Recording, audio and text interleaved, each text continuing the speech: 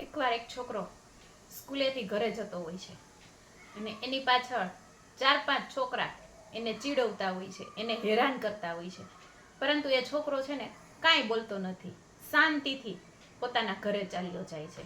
આવું લગભગ 4-5 દિવસ હાલ્યું કે રોજ છોકરો સ્કૂલેથી છૂટે અને પોતે ઘર તરફ જતો હોય ત્યારે બીજા 4-5 છોકરા એને હેરાન કરવા માટે એની પાછળ પાછળ દોડે, એને ખીજવે, એની સ્કૂલ બેગ ખેંચી લે, એનું જે બેલ્ટ પહેર્યો હોય એ ખેંચી લે. પરંતુ આ છોકરો છે ને એ કાંઈ બોલતો નથી.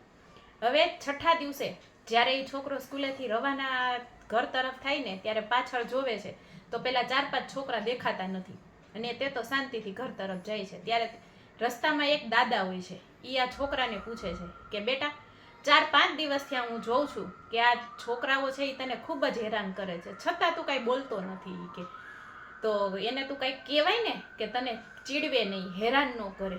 ત્યારે એ છોકરો છે ને જવાબ આપે છે, સાહેબ આપણે બધાને તો ઠીક, આ જગતની તમામ વ્યક્તિને એ સમજવાની જરૂર છે. એ છોકરો કેટલો સરસ જવાબ આપે છે કે મને મારા માતા પિતાએ શીખવ્યું છે કે જીવનમાં કાંઈ પણ મહેનત કરીએ ને કે કંઈ પણ આપણે આગળ જતા હોય ને ત્યારે આપણે આપણું ધૈર્ય નહીં ગુમાવવાનું, આપણે આપણું સંયમ નહીં ગુમાવવાનું. જીવનમાં સફળ થવા માટે હંમેશા ધૈર્ય રાખવું છે ને ખૂબ જ જરૂરી છે. જો આપણે આપણું ધૈર્ય ગુમાવી દેશું ને તો આપણે આપણું લક્ષ્ય નહીં પ્રાપ્ત કરી શકીએ. જીવનમાં આગળ વધવા માટે કે પ્રગતિ કરવા માટે ધૈર્ય અને સંયમ છે ને ખૂબ જ મહત્વનું છે, ખૂબ જ.